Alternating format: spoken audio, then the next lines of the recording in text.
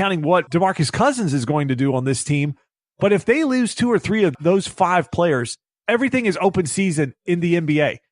And you start to take a look at a team like Boston from the standpoint of all the assets that they have. And we don't know what Kyrie is going to do, but we know that he and Anthony Davis are very good friends where they could pair those two up and still have a lot of young talent around them, plus a ton of draft picks that they could match up together. And then they would have a chance to really dominate with a young team for years. And he could become sort of a legendary figure, bring another title to Boston. He's not going to be under LeBron's sort of that umbrella that is LeBron. If Anthony Davis and the Lakers win a title, no one's going to give a damn if Anthony Davis won his first title. It's going to be LeBron's got his 4th ring. He's got his 3rd different franchise now that he's taken to a championship, and he's got him a ring. Is he as good as Jordan? Is this take him over the top? Anthony Davis is going to be completely forgotten about while LeBron James is on that roster. So I just felt like with not knowing what's going to happen this offseason with the Warriors, is KD going to go sign somewhere else? Are the Warriors going to give the max to Clay? Would he potentially leave? Is Draymond going to make a money run now that he has his rings? That franchise could fall apart. And then you look at the West, it's very much open at this point, and even the East is the same way. So in the summer, Anthony Davis would have an ability to sort of survey the landscape and really make the best decision. But it feels like they are just forcing him into the Lakers where it's like, you know what? It feels like Rich Paul's behind him and kind of got leverage on him, just shoving him onto the plane to LA at this point to get him into the purple and gold. Because if you have his best interest in mind, he's got 18 months left. He's making a ton of money this year, over $26 million. Why not do what's best for the player and let him really survey what's going on with the league, how things are going to change this summer? What's the draft going to look like? We've already seen a major trade just on Thursday that's going to shake things up quite a bit. And for 2 different teams in this league, Eric, it just feels like it's rushed so much. I just don't feel like Anthony Davis is the guy that's behind that point. I feel like Rich Paul is really driving that bus. Yeah, I mean, I understand your points, but I just can't make those assumptions. I can't make the assumption that Rich Paul is shoving Anthony Davis in a certain way without knowing that Anthony Davis might have said, I'm tired of New Orleans. I want out of here now. I don't care about the next year and a half. Do what you got to do to get me somewhere. And then Rich Paul's like, okay, I'll get you to LA. And he's making that happen. Or maybe Anthony Davis said, get me to LA. We don't know that part of the detail yet. So it's hard at this point for me, if I'm really being objective, to make that assumption that he doesn't have Anthony Davis's best interest in mind, because Anthony Davis might have told him what he wants. Okay, so let's say the Lakers, they make a deal. So they're going to have to peel away at least 2 of their stars. So either Ball, Ingram, or it feels like the Pelicans really want to try to get 3 of them, want to try to get Kuzma, Ingram, and Ball, and maybe Zubac as well. I don't think they're going to get that done because I think they'll just dig their heels in and say, okay, Anthony Davis isn't signing anywhere else in 2020. You can rent him. He might play. He might not play. And I don't think teams are going to put very good offers on the table for that, knowing that's going to happen. It feels like unless they go out and they get another star, so unless the sort of the rumors are out there that Kyrie may not resign with Boston and may have some kind of reunion with LeBron and have some kind of LeBron, Kyrie, Anthony Davis type of team around him, I look at it and I make the assumption based on the fact that there are other teams out there in the league that have good young rosters that if you added Anthony Davis to that mix and the Warriors sort of fall apart, that he's got a chance to control where he goes and be on a team that can compete for the next 5, 6, 7 years of his career and make a Warriors type run. Now he's basically putting himself in a corner where he could go to LA. The Warriors are getting ready to move into a new arena. They seem like they're going to be hell-bent on trying to keep this team together. So what if maybe KD leaves, but they keep the other 4 guys? There's still going to be trouble to get through for the Lakers. And LeBron's just getting that much older. He's missed the most games ever in his career for a groin injury. And I think some of that he's setting out so they can sort of showcase some of this young talent as well and try to drive their trade value up. And he just feels like they're going to be in a position where he can come back and get them into the playoffs at this point. I mean, how many times have you heard like, oh, if this was a playoff game, LeBron would be ready to play? It just seems like LeBron that's those type of injuries could continue to creep up on him as he gets older and older on this team, where you're really going to be depending a lot on Anthony Davis and depending that you're going to be able to get another star and build a roster around him. I just look at it as it feels like in the summer, if LA was the best spot, he would be able to look at this stuff more with a clear head, where it feels like now they've just tried to open it up. Boston can't make a deal for him. because of the Derrick Rose rule and the fact that Kyrie's on the roster. There's only so many teams that are going to be able to throw a deal out there that attracts. And if it starts to become in league circles, hey, he's not re-signed with anybody. Why would you waste young assets and draft picks and stuff for a guy who you don't even know if he's going to play? He could pull a Kawhi Leonard. Well, a couple of rebuttals there real quick. Number one, on the groin injury thing. A lot of people have said that with this type of injury, if he were to go back too early and re-injure it again, it's going to cost him the rest of the season. So I understand what you're saying, and I think they could be playing games with it. Or maybe Magic Johnson is saying, okay, you might be good to go, but let's just keep waiting. Let's highlight these guys. Maybe that's going on. But maybe it's also LeBron saying, I have been healthy for 15 years. I know how to take care of things. If I feel any discomfort at all, I'm going to wait it out because I'd rather wait 5 or 6 more games on this end of it than lose the rest of the 30 games remaining and lose an opportunity to play another playoff. So I think that could go both ways. As far as the other pieces of it, I think you're just looking at it too logically. I think you're looking at it from an overall league standpoint. I think maybe you're also looking at it from the fact that you don't want him to go to LA because it's potentially helping LeBron win another title. I prefer that he just doesn't make Anthony Davis go stand in the corner and shoot threes like he did with poor Bosh and Kevin Love. Well, whatever works, right? Look, I don't know. I don't know what the perfect solution is. I think you're just being too logical. And I think that the Lakers know that there's only a small window that they have any leverage here. I think they're going to have to move a lot of pieces to get this done, or the Pelicans just simply won't do it. And I realize what you're saying about other teams not wanting to get a 1-year rental, but the longer the Pelicans draw this out, the better it is for them. And it may not seem that way if Anthony Davis says, yeah, I'm only going to go for 1 year and I'm not re-signing. Toronto would have been in that same position with Kawhi, but they signed him anyway.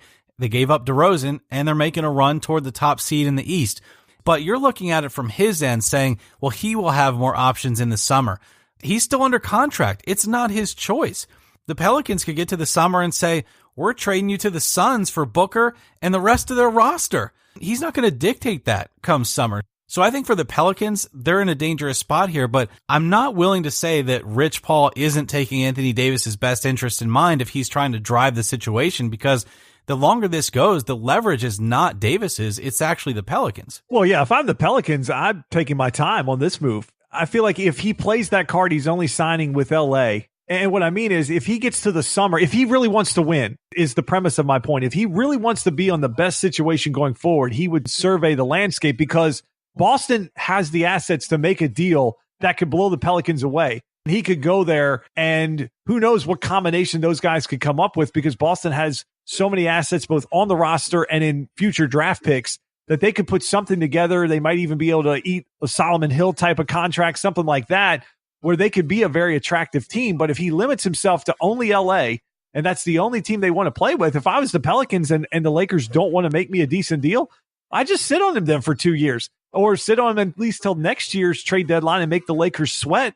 And like you said, maybe somebody in the summer comes up and says, okay, we'll take him for a year, and just pray that he plays and he doesn't pull a Kawhi and gets a little muscle pull and sits out the entire year. So it's definitely not an easy situation for any side. I'd feel bad, though, for a team like New Orleans, because they're about to become irrelevant unless they can pull a rabbit out of the hat here and get something in this deal, because they're going to be a franchise that's going to end up like Atlanta, like Memphis. Hell, they might not even stay in New Orleans at this point when you have cities like Seattle, maybe Vegas down the line that want other franchises. Not a good week to be a New Orleans fan. But Justin, here's the one big issue for me, and we'll have to really dig into this on a different podcast. We don't have time on this episode. But to me, the bigger issue here is not even necessarily Klutch and Rich Paul, LeBron James. That's a huge issue that I totally disagree with. But the players are dictating where they're going in the league, in the NBA. And I think that's a very bad thing. So I get what you're saying. If they get to the summer and he could somehow wind up with Kyrie and some of the other pieces that the Celtics have, and then they could make a run. But here's why I think that's not happening. And it's what you said. What if behind the scenes, Anthony Davis, LeBron James, Kyrie Irving, they're texting back and forth and they're talking and they're manipulating ways that Kyrie gets to LA and Anthony Davis gets to LA. And then they do have just as strong of a team that they would have if Anthony Davis went to Boston. And so I think that manipulation is why your logic, which is good, and it seems like a foundational principle that a player would want to follow, but I think behind the scenes, it's not working out logically, because these guys, these players, are having these conversations and moving themselves around theoretically, and then coming up to ownership and dictating where they want to go. To me, that is the dangerous precedent that the NBA is at right now, because the Lakers could be building a super team right now behind the scenes that we just simply don't know about. No, and we talked about the fact that even in the offseason when this deal went down and people were like, why would LeBron go to LA? And we talked about on the show that I am pretty sure LeBron is having conversations with guys trying to get a feel. Could it be a guy like a Kevin Durant, as who we talked about at the time? We didn't even think Kyrie was an option because Kyrie just wanted to get out from under LeBron, and now he seems to want to run back to him. That's a weird dynamic, but we've seen it with Jimmy Butler. He did it to the Timberwolves. He basically forced himself out of town. Kawhi did the same thing. Carmelo, even in his time, I'm only going to the Knicks. And then, unfortunately, the Knicks gave away a lot of good pieces, and they never could recover from that and put a decent team around him when he was sort of in his prime. So it's definitely going to continue. Stars are going to see this trend. I think it's bad for the league when you have 3 and 4 All-Stars continue to migrate. The ratings are not good for the NBA. They're down. The NBA continues to tout themselves. They've been on a good run. They've got a young, vibrant fan base. But if the league becomes too predictable, nobody's going to watch in the regular season. That's going to affect their next TV contract if their ratings are off 25, 30, 40%. Plus, the number of people that are cutting the cord.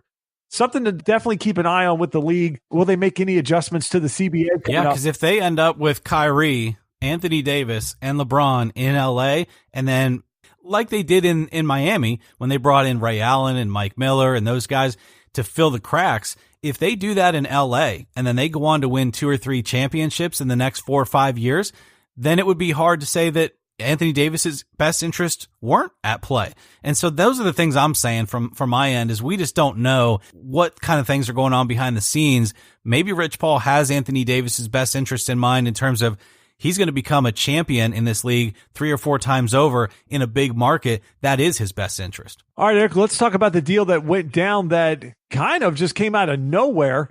Kristaps Porzingis has been traded to the Dallas Mavericks in exchange for Dennis Smith Jr. The Dallas Mavericks also will get Tim Hardaway Jr. and Courtney Lee, and the Mavericks will send DeAndre Jordan. It looks like maybe a future first-round pick to the Knicks. So Kristaps Porzingis kind of been off the radar. It was reported on Thursday morning that he was having a meeting with Knicks management, kind of expressed concern about the direction of the franchise, sort of the losing, their inability to develop talent. And all of a sudden, Thursday afternoon, Kristaps Porzingis is off to Dallas.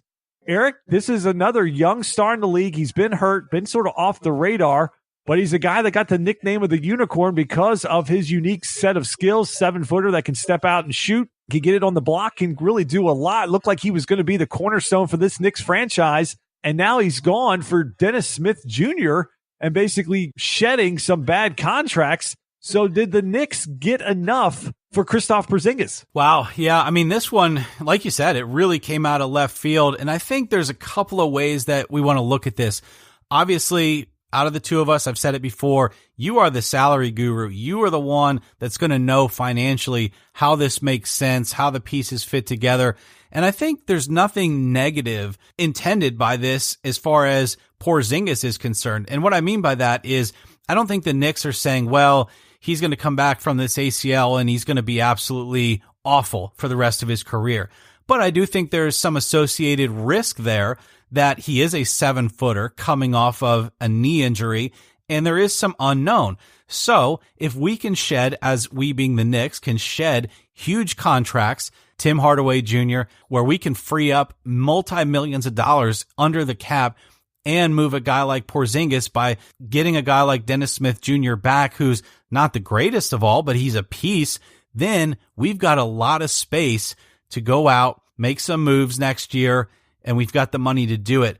The other thing I want to bring into this, Justin, and this is something that I thought of and wanted to throw at you here in the podcast tonight, is the Knicks, as we sit here recording tonight, are the worst team in the NBA by record.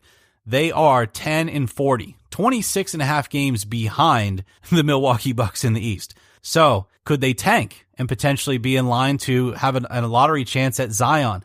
Could they be looking at the long game here by saying, okay, we're going to have role players, we're going to have money, and we're going to have an opportunity at a high draft pick, and we can put together this team again for the future? I just think maybe it was a move where they thought we can get rid of the risk, get rid of the money, and rebuild for the future and possibly make a huge splash